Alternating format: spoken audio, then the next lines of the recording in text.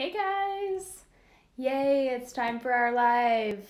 I have a cup of tea right here, just getting cool because it's so hot. And I hope you guys had a really good Wednesday. I really like these Wednesday lives. You guys know I really enjoy spending time with you guys, answering questions, and just kind of chatting about wellness. A lot of good stuff comes up during these lives, so I always enjoy our time together. Hi, Amber. I'm so glad you could make it too. I've missed you. Amber has not been able to make it the past couple weeks, and she's always a part of my lives. Everyone in my vicinity is like succumbing to the flu right now, and I refuse.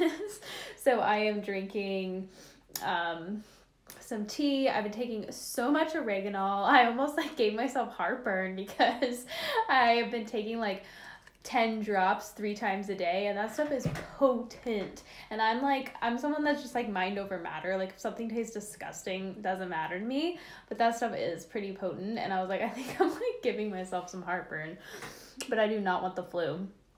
Hi, Candace. Okay, so Amber's asking a question about thyroid. My free T3, T4, and reverse T3 are in optimal ranges, but my TSH is high again, was at a 2, now an 8. What could this mean? I've also gained 10 pounds recently. So has there been the first thing I always ask, and I always forget to ask this, but it's super important to first evaluate, has there been any changes in the past couple months? Changes, like major changes to diet, major changes to medications, major changes to anything that would be like a really big shift in your physiology. If that's a no, if there hasn't been like excess stress, if you haven't gone through like a traumatic event, so no car accident, no breakup with a long-term partner, no, big event, then at that point you're like, okay, what has shifted? And that's usually something that's compounded over time. A lot of times, such a big jump is going to be a bigger event. It's going to be something that you can kind of pinpoint. A change of a medication, a traumatic event, a large change in diet. If it's not that, then I would evaluate stressors. So anytime thyroid stimulating hormone is elevated, that is the brain registering some type of stress, right? Because thyroid stimulating hormone is made by the pituitary gland, and that's how the body communicates with the thyroid gland. And so if TSH is high, the brain is registering some type of stress. And so I would make sure, with high TSH, it's always, is blood sugar balanced? Are adrenal hormones high, like cortisol, adrenaline? How's estrogen levels, progesterone? Hormones are one of those things where it really is like works as a system synergistically. And sometimes looking at all the hormones, it gives us a much easier answer than just looking at one. I couldn't even begin to tell you why your TSH is high without actually seeing your whole profile, or at least understanding what's going on in your life at any given moment. But those would be my first questions. And I think I remember you mentioning going off of antidepressants, but I'm not sure. Don't quote me on that. If that's the case, that would definitely be something I would evaluate. Fasting insulin is 135, if that helps. Yeah, that is crazy high.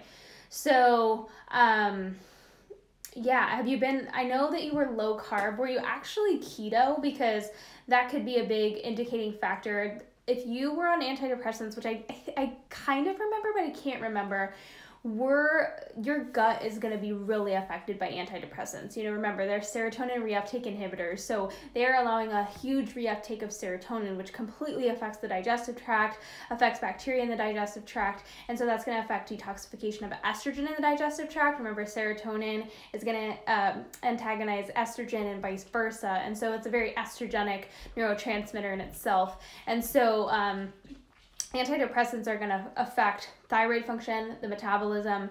It's going to affect serotonin levels and usually estrogen levels. So that's what I would evaluate, is my estrogen levels. I would evaluate if that could possibly be affecting the thyroid or stress. And then serotonin is also something that could be evaluated. But how's gut health? Is your digestion off? That would be something to kind of pay attention to. What's your opinion on ionized water? I don't really know. I'm not like big into the water. I wish I was. I just haven't like gotten really around to it, and I'm afraid that if I get into it, it's just gonna be like a big thing. So I kind of have been like not. So I don't really have an opinion on ionized water. I wish I did though for you. Real Food Gangsters mentioned that sometimes taking thyroid can impair your own production of thyroid hormone.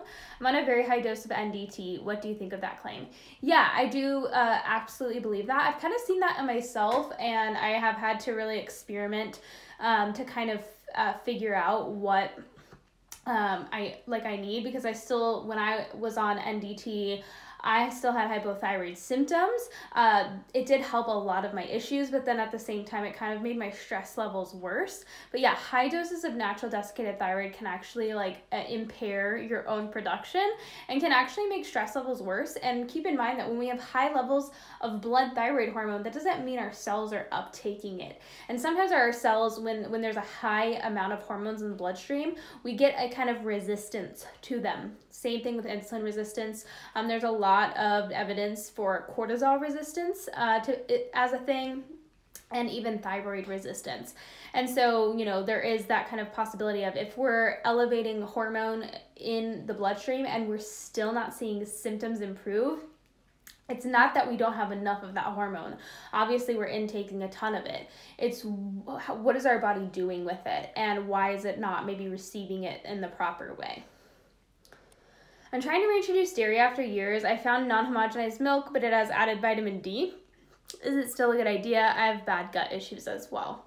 If you have bad gut issues, it's one of those things where it just kind of depends. Some people do not do well on anything but raw milk. Some people do better on non-homogenized, but pasteurized dairy. So it just kind of depends. And some people just do better without it for a little while. Some people do a lot better with it in the diet. So anytime you're going to reintroduce dairy, the rule of thumb is to go super duper slowly. Sometimes like a tablespoon at a time, or like a sip a day until you can kind of build up a tolerance to it. But the synthetic vitamin D could affect you.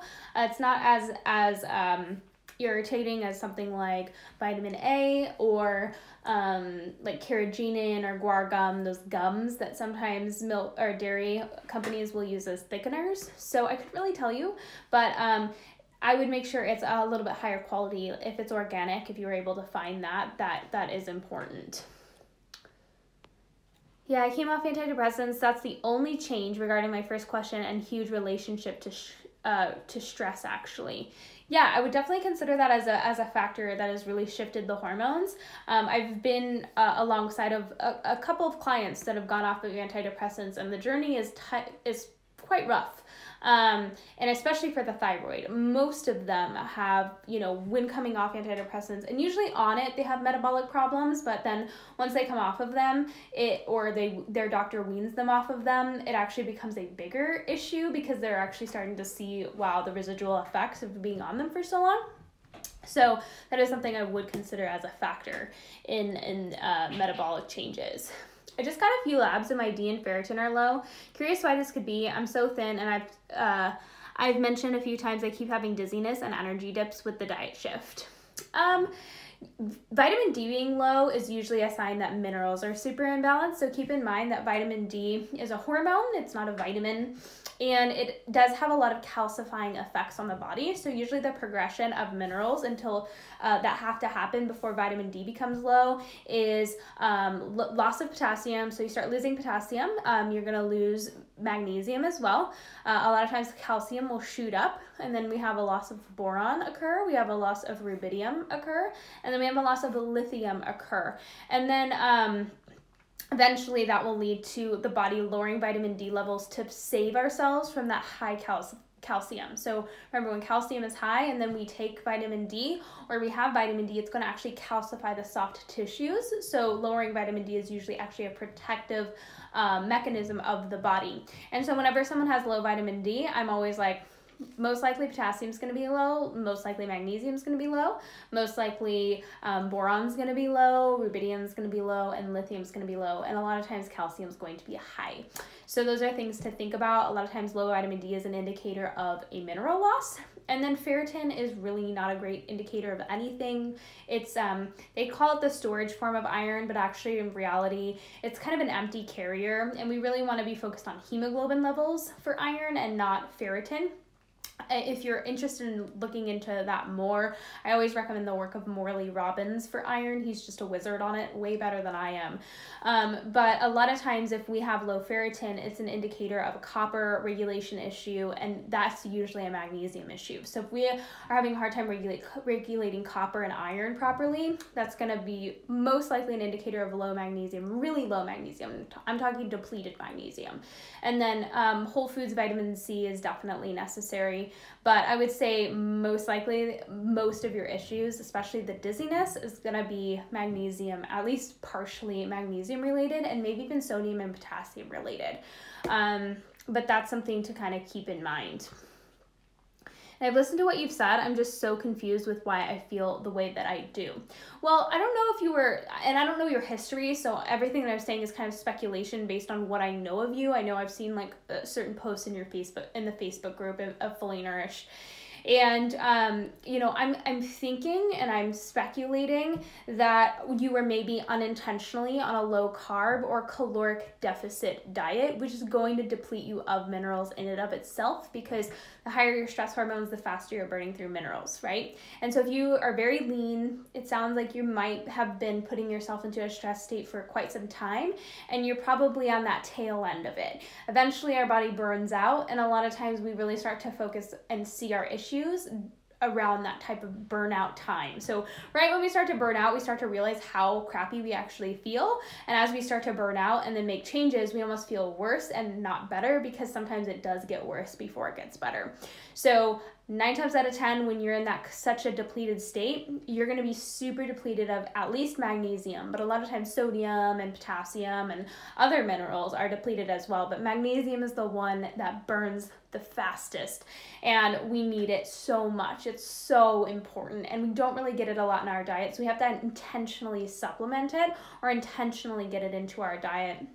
So there's probably a million reasons why you feel the way you do. It's probably been a compounding effect for a long time, slowly but surely, and little symptoms here and there were showing you something was wrong, but you maybe didn't see it or feel it as much as you do now.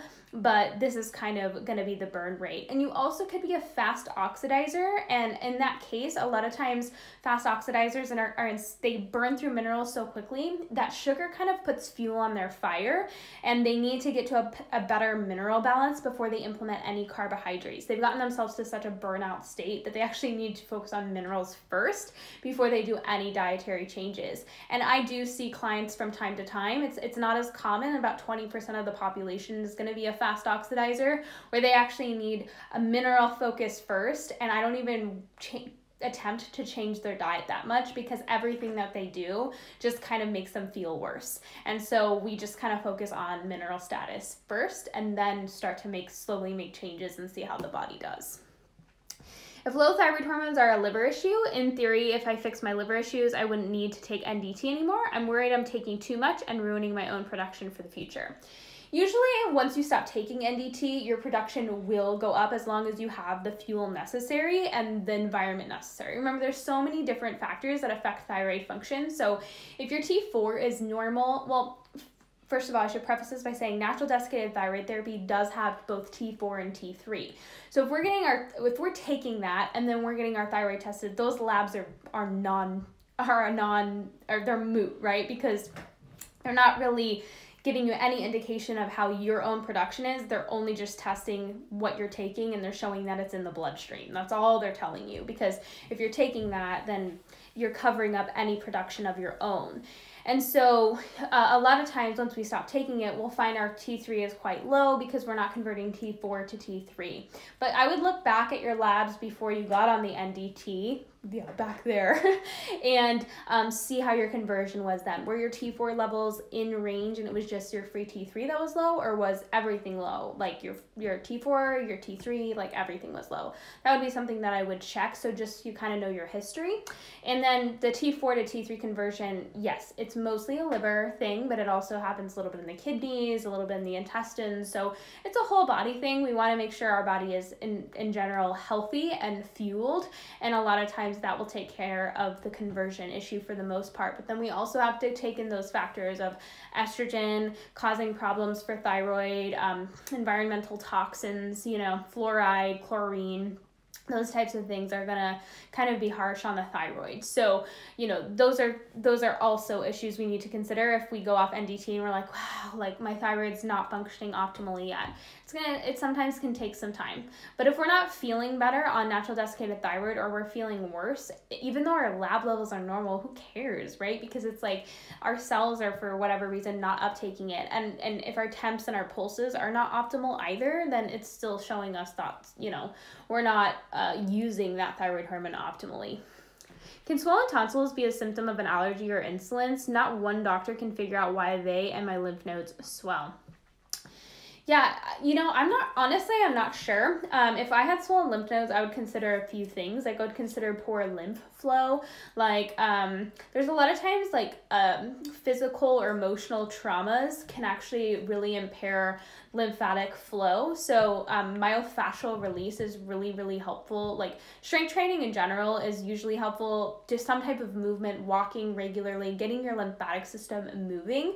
If you are not like a very active person, or you have had like a lot of physical trauma or emotional trauma that can be, remember, emotional trauma can be stored as physical trauma. Doing things like myofascial release, whether that's like a massage therapy or just doing it on yourself with, tennis balls and lacrosse balls and foam rollers and things like that, can be really, really helpful. And then like actual gua sha in the face to actually scrape and move the lymphatic fluid that's kind of sitting stagnant right here. Also consider, are you a mouth breather? If you're a mouth breather and you don't breathe through your nose, that can cause a lot of jaw tension, and jaw tension can actually really affect how people drain their lymph nodes from, because all those lymph nodes kind of sit right here. And so if we're really tight all the time, that's going to affect the flow or the drainage from the lymph system. So those are things to consider. It could be a mixture of structural or emotional. It could be a mixture of something else. It could be, viral. Do you have Epstein-Barr? Have you had mono in the past? Those are things to kind of think about. But I would almost think more structural and stress related. Are you someone that has like TMJ or a tight jaw, or you're a mouth breather? Those would be kind of things that I would think about, like, maybe my jaw tightness is actually affecting the lymphatic drainage from my face and my jaw area, because that's going to affect the tonsils for sure. I know that I get really bad neck tension, and what happens is I get a sore throat. I used to get that constantly because I would work 3 jobs and I would be constantly stressed out, and then I'm constantly looking down at my phone, my neck's really tight. And so it would constantly be tight right here, and then I would get a sore throat constantly. And I would imagine a lot of you have seen the same thing, where when you get really stressed out, you either lose your voice or you kind of get a sore throat. You're not quite sick, but there's something sore. So that's something else I would consider, maybe seeing a chiropractor or getting regular massage therapy, or doing actual scraping. If you have like a scraping tool, you can get on Amazon and actually scrape that. If it gets really red and almost black and blue, that shows that there's a lot of stagnation there. I actually have my acupuncturist work on my neck quite a bit. When I go in, I have her do acupuncture on my neck and actually scrape it. And almost all the time we have like big purple bruises on both sides of my neck, because I'm constantly tense, I'm constantly stressed, and I'm constantly looking down at my phone. So those are things to kind of consider. Sorry, it's like a very long-winded answer. Tips for reversing fatty liver disease. The biggest thing is going to be the fats that you're consuming. So polyunsaturated fats totally drive liver disease because they kind of damage the liver. I would even consider maybe a lower fat diet. And insulin, so this is the thing, is like once the liver is insulin resistant and those cells have actually turned to fat, you kind of have to be very careful with how you go about it. But balancing blood sugar, doing protein, carb, and fat every couple of hours, and mostly focusing on what you can control. So making sure you're staying away from those toxic fats, making sure you're not burdening the body with excessive pesticides. So think about the types of what's on the food you're consuming that's invisible, that you don't see, but that your body still has to process. And then even thinking about like hygiene products and what you're putting on your skin and what you're breathing in via the air, you know, really removing anything extra that the liver has to process. And then also maybe considering gentle liver support like beef liver and you know, natural sources of B vitamins. But I highly recommend looking into the work of Ray Peat. Who else does a really good research on fatty liver? I'm trying to think. I will do some research for you. I have like a couple articles that I have saved on the computer that I can't remember, but yeah, I mean, the liver, what happens in fatty liver is what's happening is the cells themselves, it's called hepatic insulin resistance. So hepatic means the liver, and the cells of the liver become insulin resistant to where they're not taking up glucose properly, and they're actually being burdened by free fatty acids. And so they actually begin to turn into fat.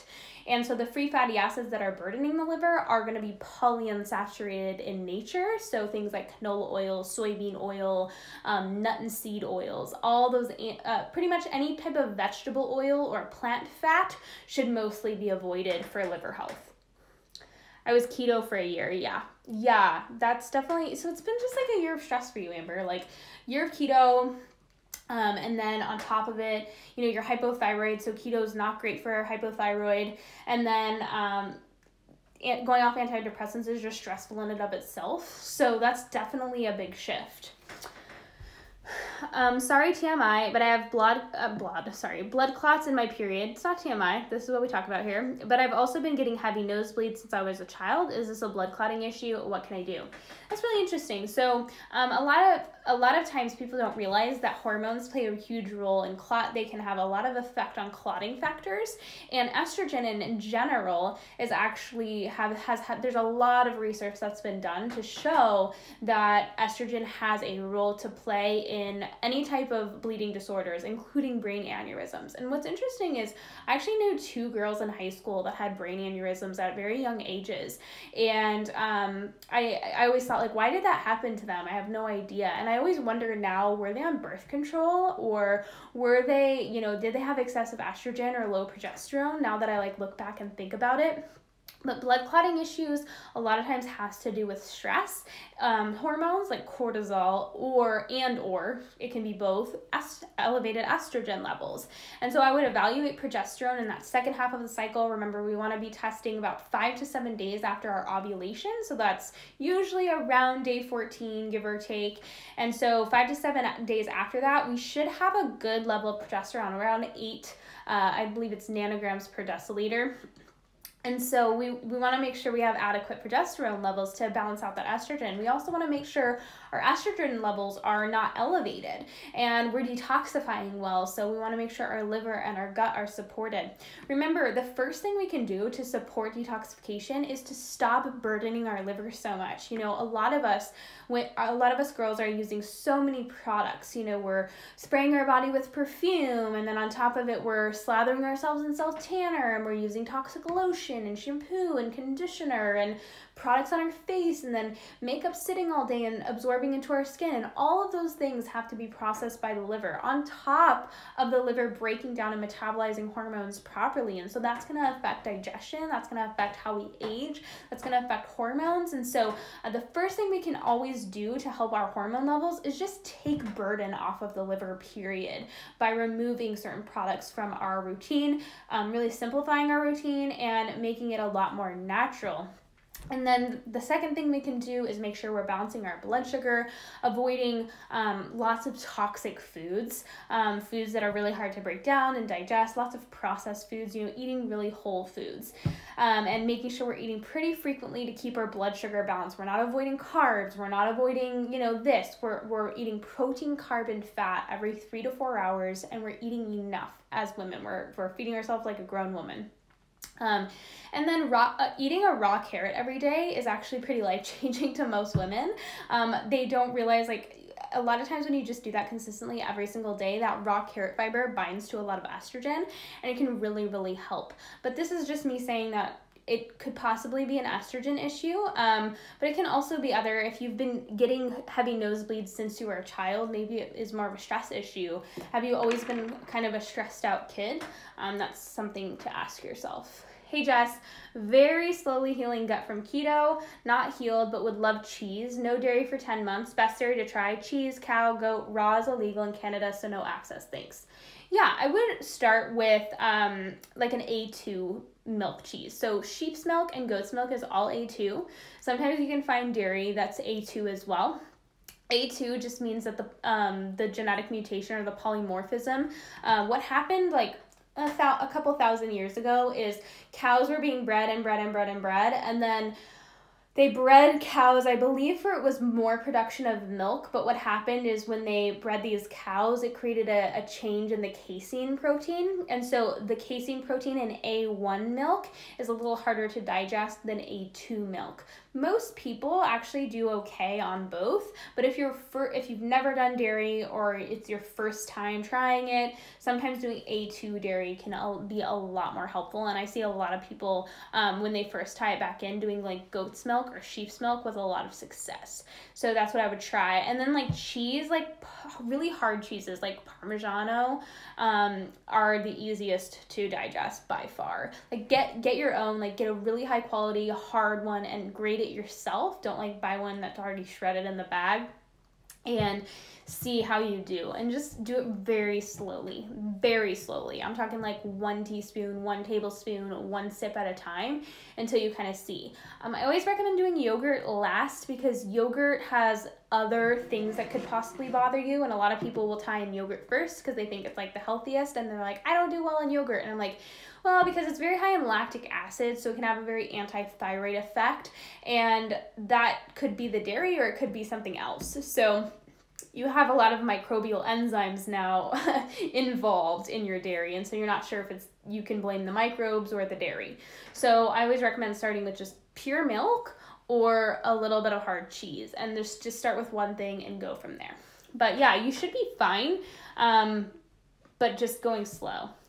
Also, what can we eat if only T4 is low? I've never had T3 issues. Lots of questions today. Lots of questions is fine. It's a Q&A. If T4 is low, I would always look to the thyroid. Straight up, estrogen levels, like what could be burdening the thyroid? And remember, the thyroid is that really sensitive fatty tissue. We could almost consider it like the canary in the coal mine, in the sense where it really is the first guy to go when the body has a lot of toxins or you've been exposed to a lot of stressors over time. So the things that are going to burden the thyroid the most are going to be the bromides, so fluoride and chlorine, displace iodine. And remember, our thyroid tissue has a very high need for the mineral iodine.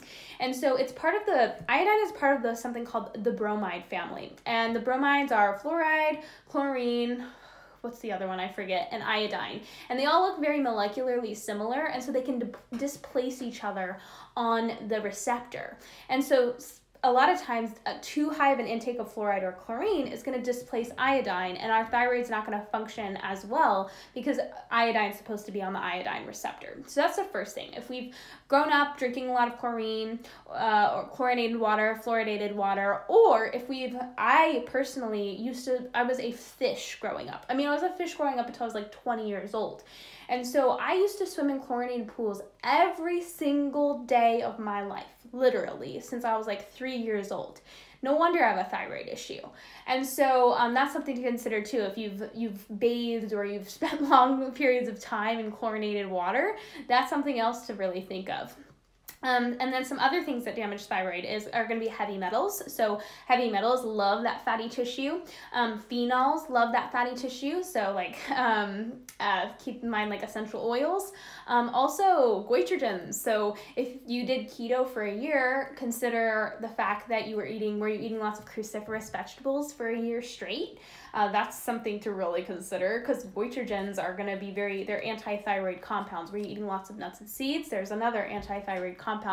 So consider all the things that could have been maybe a stressor on the thyroid, and maybe consider and think about, is it a possibility that there's been no really time where my thyroid has ever caught a break. Have I ever just focused on thyroid health and removing the stressors that could possibly be burdening that gland? And if the answer to that question is no, then you might need to say like, oh, it's going to maybe take, you know, some time to get those stressors out of my body and rebalance. And then also consider, you know, remember, progesterone is really important for thyroid health. And if we have elevated estrogen, estrogen goes to that fatty tissue and actually stores in the thyroid. So if we've ever had excess estrogen or elevated estrogen, we're going to have maybe low thyroid function. So all of those are factors in having low T4, because if our T4 is low, then our thyroid itself is most likely having a little bit of a struggle. If going off antidepressants isn't an option, what do you suggest doing to offset the effects? Yeah, there really isn't, you know, in the sense of like to offset the effects, there's really nothing that we can do to offset the effects. The effect of antidepressants in and of themselves is what's going to affect our hormones, just reuptaking serotonin, serotonin reuptake inhibitors. So it's not something to worry about. You know, there's things where sometimes we just need them and that's just how it is. But it is always something to consider if we're having other problems. I'm not blaming antidepressants, but just making sure that we are keeping antidepressants in the back of our mind as a possible causative factor. Carrot salad, prebiotic, sporebiotic to lower endotoxins. Am I missing anything? The only thing that maybe you could consider is doing activated charcoal periodically. I really like that for lowering endotoxins. And then sometimes antibacterial substances can be helpful. So to actually kill off bacteria if you feel like you have a lot of SIBO symptoms. So I really like oregano for that. It's one of my favorite supplements. I'm actually eyeing something by Georgi Dinkov. He has a lab called Idea Labs, and he has a supplement called Camphosol. And it's made of camphoric acid, which is super antibacterial. And I have my eye on that. But really what you're doing, like the raw carrot salad, prebiotic, spore-based probiotic, and then not eating tons of starches. So keep in mind, like starches are going to feed bacteria a lot more than like fruits or root vegetables. And so just considering your starch intake, and then, you know, occasional activated charcoal if you need it, if you have die-off symptoms. Those are all things that are going to be most likely really helpful at lowering endotoxin. And then just giving it time, being consistent with it. It can usually take like 30 to 60 days to see a really big improvement in gut health. And it can feel really up and down before then. A lot of my clients are always like, Jessica, like I'm so bloated. I like have all these problems. Like nothing seems to be getting better. And I'm always just like, I feel like a broken record because I'm just like, hang in there, be consistent. Like it can be really discouraging, and I know it is, but at the same time, sometimes you just have to hang in there and just kind of like work and keep doing it day after day. And if symptoms feel like they're getting worse, sometimes that actually is a really good sign, because it means that you're actually shifting what's going on in that digestive tract. Would it be a terrible idea if the only carbs I consumed were from fruit instead of fruits, roots, and occasionally grains? No, it's not a terrible idea. And in fact, a lot of times if you struggle with insulin resistance, or you're struggling with a lot of metabolic issues or even gut issues and trying to improve that, fruits are where it's at. Fruits are by far the best form of carbohydrates you can consume because they're fructose and they go mostly to the liver.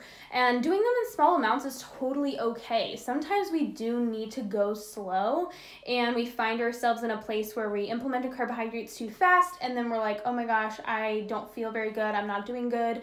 So scaling back a little bit is totally fine, and maybe doing half a piece of fruit at meals until you can work up to a higher amount is okay.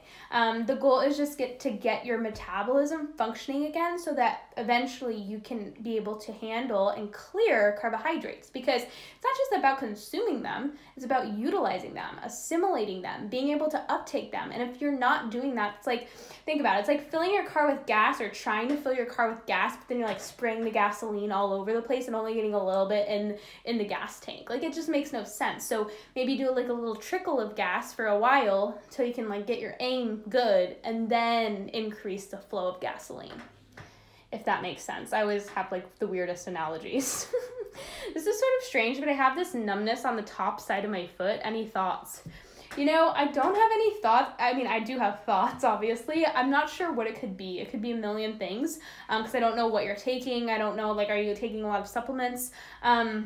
but I do have a lot of experience with like weird symptoms like that, and I understand most people would think I'm a hypochondriac, but I literally noticed everything, and I literally actually had like the severe tingling in my pinky toe for like 2 weeks, and I swear I was like, I cannot figure out what the problem is. I was like soaking in an Epsom salt bath. I was like putting magnesium oil on it, and it was bugging me. I was like, oh my gosh, I have bone cancer, you know, like I am sometimes like a hypochondriac. But I do think it has something to do with like the nervous system. So maybe consider magnesium oil, and then also consider deep breathing. Like at night, if you can lay down and you can relax, and you're like, okay, like let's try to relax the nervous system, see if that affects at all the numbness and the tingling. And then also consider, like, is it a shooting pain? Like, does it go up your calf or anything? A lot of times misalignment, or do you do a lot of sitting all the time? You know, a lot of women now, we have these pelvic tilts, because I call it like the social media ass, where we like stick out like our booty like a shelf, and that's not how we're supposed to walk. You know, we're supposed to have a really neutral pelvis.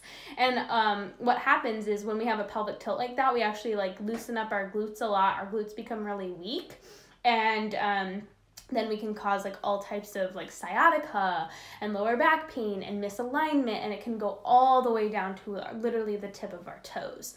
So that's always also something to consider. Thoughts on hormone D being necessary for progesterone oil utilization? Yeah, I mean, hormone D or vitamin D, good job calling it hormone D. It's so important to call it that. Is, you know, it is important. Vitamin D is so important, but supplementing vitamin D when it's not appropriate is sometimes more dangerous or damaging than actually making sure your levels are optimal. A lot of people are supplementing vitamin D thinking like, okay, now my levels are optimal, not realizing that no, because we're now calcifying the body in the process of getting them optimal. So vitamin D is absolutely important. I think that red light is even more important, and then making sure you're getting adequate sunlight and focusing on liver health.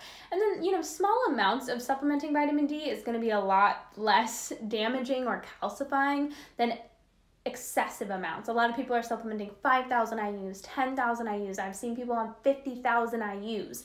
And it's like, maybe let's try 200 IUs, 500 IUs, 1,000 IUs once in a while paired with vitamin K, and making sure we're getting a lot of fat-soluble vitamin A and vitamin E in our diet. And then let's maybe, you know, see where our levels are. But yeah, vitamin D is absolutely important. Hormone D is important, but supplementing too much can actually raise ACTH levels, and that's a stress hormone, and so will cause a lot of stress and physiological stress in the process. For vitamin D production, I got a reptile UVB light, but wondering if a reptile red light would be better. I think it kind of depends. It's important to be really careful with the UVBs just because they can be damaging to the eyes, so make sure you're wearing some type of protection. But red light is a little bit safer, and it is to me a little bit more pleasant. But either one works. It just kind of is up to you, and UVB should really be used with caution because you don't want to like burn yourself or do an overexposure of UVB, because it's just, it is, you know, there is an overexposure of UVB that can occur. But yeah, I like a reptile red light just because it's so warming and so cozy, and it's just like, like I just want to lay here and bask in the sun. I wish I just had a rock to lay on like a little lizard. I grew up, my brother, when I was little, had a bearded dragon, and I hated that thing. Like, it was, my brother was obsessed with Spider-Man growing up, well, during that phase, and so he named it Spidey, and like Spidey scared the shit out of me. Like, he was the scariest thing I've ever seen, and like you would like reach in there and it would be like, and if you've ever seen a bearded dragon, they have that like, you know, crazy mane. But anyways, he loved to sit under that red light. What does homogenized mean? Should milk be homogenized, pasteurized? What do these mean? Yeah, so pasteurization just means that they boil the milk and to kill all possible bacteria. Now, there is, you know, a lot of people who debate if raw milk is safe or not. Raw milk does have the natural bacteria, just like when you feed your baby breast milk, you are feeding them raw breast milk. Like, oh God, help me. So it's just important to keep in mind that there is there could be possible contamination in the processing of raw milk, but there's also enzymes in that milk that help break it down. There's a lot of hormone-like compounds. So when you boil it, there is a possibility for it to be lost. But there is like flash pasteurized, there is like a low level heat pasteurization. So there are different pasteurization processes that can make it less harmful to the integrity of the milk. So it's just really, somebody needs to really do their research when they're going to consume raw milk and make sure that they're making an educated decision. When it comes to homogenized milk, a lot of times homogenized milk is also pasteurized. Homogenization is when they actually push the fat globules into the milk and they aerate it. So they're actually using like air to aerate the fat globules so that they combine with the milk. If you've ever gotten a non-homogenized milk, you'll actually notice that the fat usually floats to the top. So you'll see the big fat layer on the top of the milk, and then the watery milk will be underneath. It's because the fat has not been homogenized into the milk. It hasn't been mixed so that it doesn't separate. Homogenized milk does not separate. It's just kind of, it became a thing because it's easier to process, it's easier for the consumer. Consumers are like, oh my God, there's a fat layer on the top of my milk, but homogenization does destroy the lactoferrin in the milk, and lactoferrin is that compound that actually is the beneficial compound for babies to keep their digestive tracts iron free. So iron, we know, feeds bacteria, feeds pathogens, and we know that babies' immune systems are very, very fragile. And so nature has set it up in the way that there's lactoferrin in the milk to bind to iron so that no pathogens can take up residence in the baby's digestive tract, except for the ones that the breast milk provides. And remember, breast milk also provides very gentle prebiotics to feed the probiotics in the milk. So it's literally nature's prebiotic plus probiotic. And that's why I like it so much. But some people that have really bad bacterial overgrowth can't do raw milk because of the bacteria content, so they tend to do better on pasteurized. So it's just, everyone has a different caveat, but the oxygen that's being pushed into the milk during the homogenization process can sometimes bother people's digestive tract if they already have a lot of gut issues. My fingers get wrinkly the moment I touch water or something wet, and they stay like that for hours. What does that even mean? That must not be normal. Honestly, I'm not sure. That's really interesting, though. I'm wondering if it's just like a dehydration thing, like the body can't hydrate properly. That's so interesting. I've never heard of that. So I'm sorry, I don't have any comments, but I'm wondering if it's like an electrolyte thing.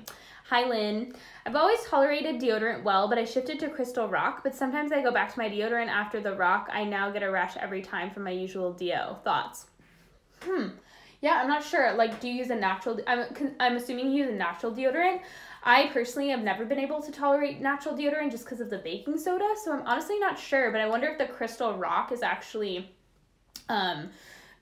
like reacting to what's in the deodorant that you're using, whatever they're using, like baking soda or something, because the Crystal Rock is minerals, and then so is baking soda obviously is a mineral. So I'm wondering if they're actually reacting to each other and causing like an irritation. That is my best guess. What could cause temp to drop after eating? Happens regardless of size of meal. Also have H. pylori and digestive imbalances related. Not necessarily. Remember, when our temperature or pulse drops after a meal, that shows that we constantly have elevated stress hormones. So if our meal is lowering our temperature, very often our temperature is actually being driven by stress. So keep in mind, thermogenesis or heat can be driven by two things. Our body will create heat using the fuel that we eat, the protein, carbs, and fats, and to actually fuel and rebuild our body. That's what we want, right? We want our body taking the fuel that we eat and in turn fueling a healthy cell and rebuilding and regenerating. What we don't want is our body utilizing stress hormones to break down our own tissues to actually make fuel and utilize that fuel for energy. That can also drive heat, but that's not a good heat, right? You don't want our body breaking itself down for fuel or eating itself for fuel. And so usually one of two things are happening, right? We're actually utilizing food well, we're seeing improvements, we're starting to see healing happen. And in that case, higher temperatures, awesome. But if we have tons of hormonal problems and we're trying to get to the root of our issues and we're like, dude, I cannot catch a break, and we're seeing our temperatures being high and then dropping after a meal, that shows you that your meal is actually lowering your stress hormones, and there is stress constantly at play. And so the goal would be to eventually see that meal raise your temperature and raise your pulse, but it might take quite a bit of time to get there. And it might take some manipulating of your habits. You might need to eat more, you might need to eat more often, you might need more sleep. So in that case, when I see constantly that my clients are having elevated stress hormones, they're constantly seeing their meals drop their temperature instead of raise their temperature, we have to evaluate all stressors. Are they over-exercising? Is there a ton of Wi-Fi or EMF exposure? Are they turning their internet off at night? Like, those are really easy stressors to kind of get out of your environment. Everything, like emotional stressors. Is their relationship stressful? Do they have trauma involved? Are they simply eating enough? Are they eating enough carbohydrates? Are they eating a lot of foods that are irritating? So we know you have a lot of stress because there's H. pylori and digestive imbalances. So that is a stressor in and of itself. But usually that's a sign of an imbalanced body, because if our body is succumbing to bacterial issues and like H. pylori or candida, then we know that our immune system is really low and our body's under a lot of stress. What type of magnesium do you recommend for pregnancy?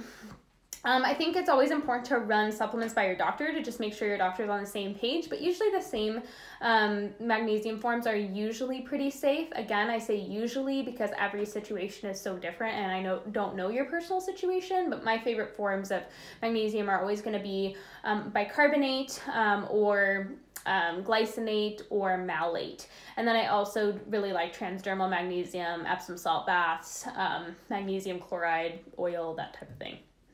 And this is a very sensitive and embarrassing question, but I always feel sick after an orgasm. Thoughts? I feel like I get inflamed in a strange way.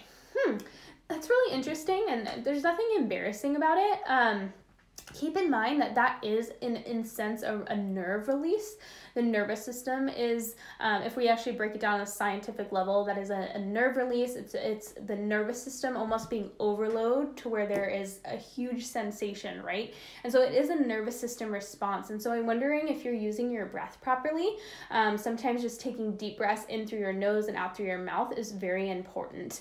And then sometimes, consider if your body's under a lot of stress and you've been depleted, maybe that's, and this is like sometimes horrible to say, but like maybe that's too expensive for you right now to do too often. Like maybe your body's in such a depleted state to where that is, in a sense, just very exhausting to your body, and you need more B vitamins and you need more fuel and you need a little bit more resilience before you can do that very often. But that is absolutely a possibility.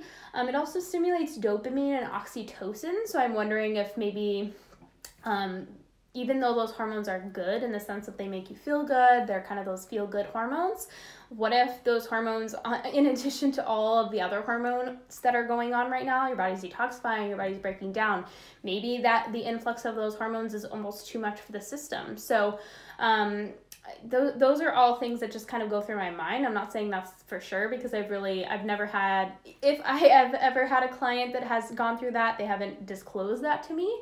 So I really am thankful for your honesty, but yeah, that is a really interesting phenomenon. And I'm wondering if it's just such a nervous system release and such a nervous system response that your body's just kind of overloaded with the stress that it takes to get to that release. Could a high dose of progesterone release hidden copper too quickly? It can release hidden estrogen real quickly, and estrogen and copper and iron all kind of bind to each other in the tissues. And so absolutely, I've seen a lot of women who take progesterone and say my symptoms are awful. It's so bad for me. And I'm like, yeah, because it's just your body wasn't equipped to handle it. Also, keep in mind that taking progesterone when you have really bad hypothyroidism, or if you have a goiter, can release a lot of hormones from the goiter, the estrogen from the goiter, the heavy metals from the goiter. So that's also something to consider. Not saying that that's the case, but it is a possibility. And so some people are just not, progesterone does not do them good. They actually need to work on their liver and do the hard work a little longer before they implement progesterone, just because their body is in such a depleted state. It's just too much for the body at once. Is chlorella good for chlorophyll and other nutrients? Chlorella is really high in iron, and so it's not my favorite. I'm not a big fan of chlorella or spirulina. I prefer chlorophyll, and I use World Organic brand chlorophyll because it's very inexpensive and it's high quality, and it tends to work better than any of the other brands I've tried. Like, I've literally tried so many different brands, and I always go back to World Organic because it's like the one that tastes the least gross, and it is pretty easy to cover up with a couple splashes of that organic cranberry juice. So the detox lemonade is just half a squeeze of lemon, or a squeeze of half a lemon, a couple splashes of organic cranberry concentrate, and about a tablespoon of organic chlorophyll. But yeah, I'm not a big fan of chlorella just because of the iron content. It can usually make like the issues that we're trying to resolve, like acne and estrogen dominance, sometimes can be made worse by using chlorella. When did you say in the new year fully nourished students can do the HTMA? I will be sending an email out to the people that signed up for fully nourished. And I promised the HTMA too, but it's going to be the new year. So I'm not desperately working, but I'm working on getting so many things done for the business, and that's including making sure that by the new year I'll be able to take an influx of new clients, because I know that so many of you are waiting, and I really appreciate your patience. I just wanted to be kind of refreshed and ready to take on new clients so I could help you. I didn't want to be taking on clients in such a burnout state, and kind of towards the end of the year, it's just been like such a big year that I'm just like, you know what, I need to take a couple months to just kind of like prepare and take you guys in. But you guys will know when I'm taking new clients. It's not going to be like, hey, I'm taking new clients. I will make sure I announce it on Instagram. I will make sure I send an email, and I'll make sure that I announce it multiple times so that you guys are, ready. My husband says he gets heartburn when I give him apple cider vinegar before meals. Does this indicate he already has enough stomach acid? It could, or it could also mean that he has like bacteria, but are you giving it to him straight? If he's taking apple cider vinegar straight, it actually is burning his esophagus. You should never take apple cider vinegar just straight up. You always want to dilute it with some water, and that could be why. Sometimes just taking it after a meal is a better option, or during the meal is a better option. So if he takes it too far in advance before a meal, you are stimulating hydrochloric acid, but if there's nothing there to digest, it can give you some heartburn. So those are some different things to kind of think about. But yeah, he could also have awesome hydrochloric acid levels. That could be the case as well. Also, thoughts on supplementing with liquid ionic zinc. If you're talking about the Trace Minerals brand, I swear to you, that was like the worst brand of zinc to take. It literally, personally, and it happened to my dad too, is it gives you the literal worst stomach ache of your life. Like, it feels like your stomach's like literally like on fire and about to explode. I don't know why. It's the type of zinc. I think they use zinc gluconate, and it, for whatever reason, it causes severe stomach aches for most people. So I don't like it for that reason. Also, supplementing zinc when you don't know where any of your other mineral levels are can potentially be hazardous. You can actually cause like an influx of copper detoxification symptoms. So I really prefer doing just grass-fed beef liver for all of those nutrients: copper, zinc, iron, and B vitamins. It's just a better option because it combines all of them to that perfect form. Right, definitely compounding, postpartum, breastfeeding for a long time. I thought I'm a fast oxidizer because I seem to just burn through fuel so quickly. Thank you so much. Yes. No, you're onto something for sure. Have you ever tried acupuncture? Would like to try for constant headaches and dizziness after a concussion, as well as persistent anxiety. Oh, I'm sorry that you're dealing with that. Head injuries are one of those things that is just, it's so understudied, but it's definitely something that people need to be aware of. I love acupuncture. Well, I shouldn't say I love it. I think it's very effective when you do it pretty regularly. I don't love it because I'm such a high-paced person that laying there with needles in my face is just literal torture, but it's so good for me to force myself to do it. So I personally think it's amazing. And I'm not sure for your situation if it will help, but it's always worth a try, right? Hi Jess, just got my copper IUD removed. Any advice on detoxing potential excess copper? I think it's just more not worrying about detoxing copper as much as utilizing the copper properly. So keep in mind we need adequate magnesium levels, whole foods, vitamin C, and For magnesium, we need boron, and for we also need to think about vitamin E and vitamin A levels. So those are kind of the things we need to think about. The main is going to be magnesium levels and whole foods vitamin C. So those are the two things that I always recommend focusing on. So make sure you are getting adequate levels of magnesium in the diet, and even consider, supplementing that if that's necessary for you. Hi, I love Mr. Buddy Merchant, the golden doodle. So cute. What do you think of Viome gut tests for looking for parasites? I'm not as familiar with Viome as I am GI maps. That's what I utilize in my practice, so I couldn't really tell you. I've had multiple clients send me their Viome results, and I don't think they're that effective. At least they don't tell me the information that I need to know personally, and I just prefer a GI map myself. But there might be practitioners out there that are really good at reading Viome, and they're like, yeah, I can utilize this to figure out what's going on. Me personally, I'm not. Do you know about vulvodymia? No, I've never heard of it, but I'm gonna look it up now. India. Yeah. I have never heard of it. And maybe I have, sometimes I have heard of something, I just don't know the name of it. And so, or I've come across it in a study and I'm like, oh, that's what that is. So I'll definitely look into it, but I'm assuming it's something, I don't know, vulvodymia. Yeah, I'm not sure. Does it have something to do with vaginal health? Can progesterone oil be taken any time of the cycle if cycle is irregular and unknown ovulation?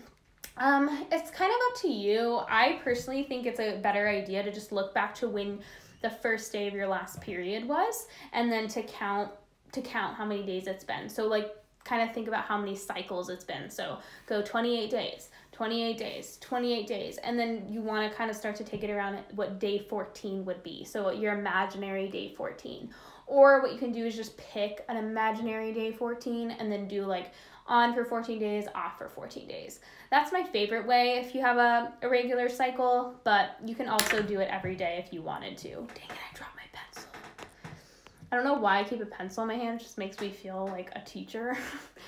I was recommended by a friend to try bovine colostrum to help heal the gut and boost my immune system. Have you heard or read anything about this and feel that it's worth the money? It's definitely expensive, but it's also really great for the gut. I'm not gonna lie, it's an amazing supplement. It's so amazing for supporting the immune system and keep just prevention of colds and flus and things like that. But it is pricey and it doesn't work overnight. It's not like a miracle supplement. It's one of those things where you kind of have to take it regularly. And if you still have a lot of inflammatory foods in your diet, don't really expect it to work all that much. A lot of people will take it and they're still eating tons of nuts and raw greens and raw vegetables and lots of cruciferous vegetables, and they keep wondering why is my gut not healing? And it's because of that. But colostrum in itself is a very potent healer.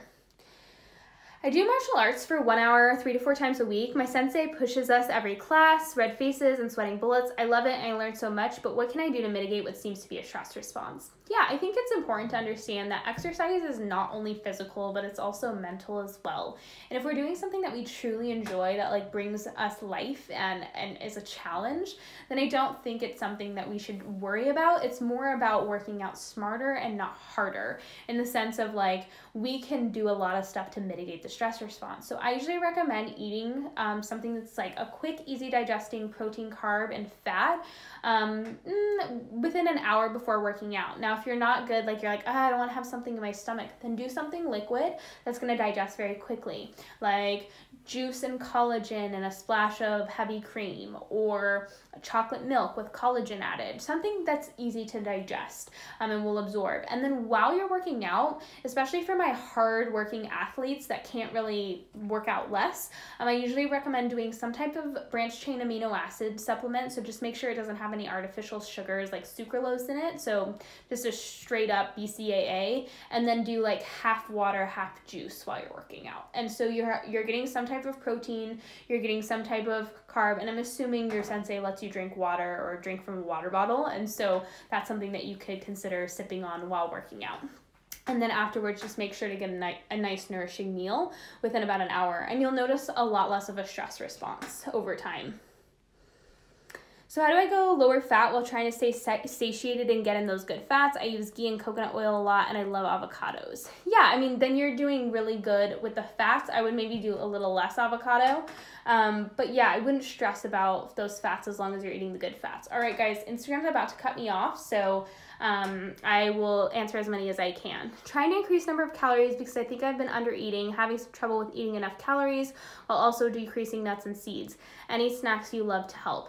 Yeah, I usually will do a lot of cheese, and then I will, like, cheese and fruit is always my favorite, and then I'll also do, I'll add, like, milk with a little bit of coconut sugar or maple syrup on the side of meals, or, like, a cup of juice with collagen added to it. So just things that are going to increase calories while I'm eating.